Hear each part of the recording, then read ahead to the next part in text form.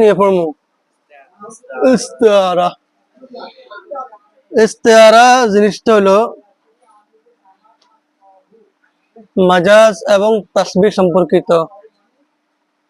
মাজাজ এবং তাসবিহ সম্পর্কিত।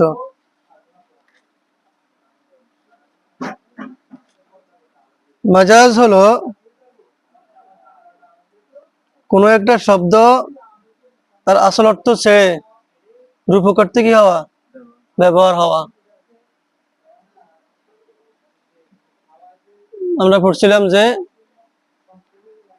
যে শব্দটা মা উজিয়ালাহু ফি গয়রি উস্তুমিলা ফি গয়রি মা উজিয়ালাহু, যে শব্দটা তার হাকিকতের তার মাউজুলাহুর গায়ে কি হয়, ব্যবহার হয়, তার নাম কি? মাজাজ। মাজাজ। ইস্তারার মধ্যে কি পাওয়া যাবে? মাজাজ পাওয়া যাবে। এই একটা জিনিস মাথায় রাখেন। 2 নম্বর জিনিস, ইস্তারার মধ্যে একটা জিনিস হচ্ছে তাসবিহ। কি তাসবিহ? শব্দের মানে হচ্ছে তুলনা। কি করা? তুলনা দেওয়া। একটা জিনিসের তুলনা দেওয়া। যেমন তুমি চাঁদের মতো। তুমি কার মতো? চাঁদের মতো। এখন দেখেন এখানে কাকে কার সাথে তুলনা দিছে? তুমিটাকে কার সাথে তুলনা দিছে? চাঁদের সাথে।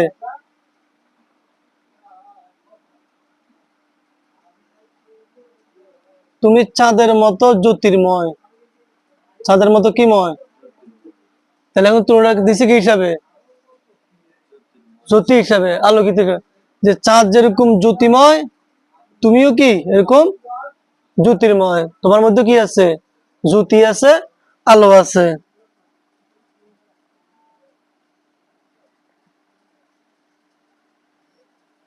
কথা বুঝাইয়ে?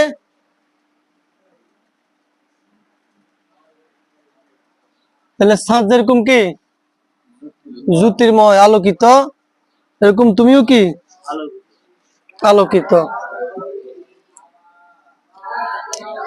তাহলে এখানে কাকে কার সাথে তুলনা দিছে? মানে মানুষটাকে, তুমিটাকে চাঁদের সাথে কি তুলনা দিছে? তুমি হচ্ছে মুসাব্বাহ। যাকে তুলনা দেয় তাকে বলে মুসাব্বাহ। যার সাথে তুলনা দেয় তারা বলে মুসাব্বাহ বিহি। আর যেই হিসাবে তুলনা দেয়, যেটাকে কেন্দ্র করে, যে জিনিসটাকে কেন্দ্র কি দেয়, তারা বলে ওয়াজহুশ শিবা। তাকে কি বলা হয়? ওয়াজহুশ শিবা। আর এই যে মাধ্যমটা, হরফটা, যে হরফ দিয়ে কি করা হয়, তুলনা দেওয়া হয়, এটাকে কি বলে? আদাতুস শিবা, আদাতুস তাসবিহ, হরফে তাসবিহ। আদাত মানে হরফ। তাহলে এই মত, তাহলে এটা বাংলাদেশে আমি করি আংতা কাল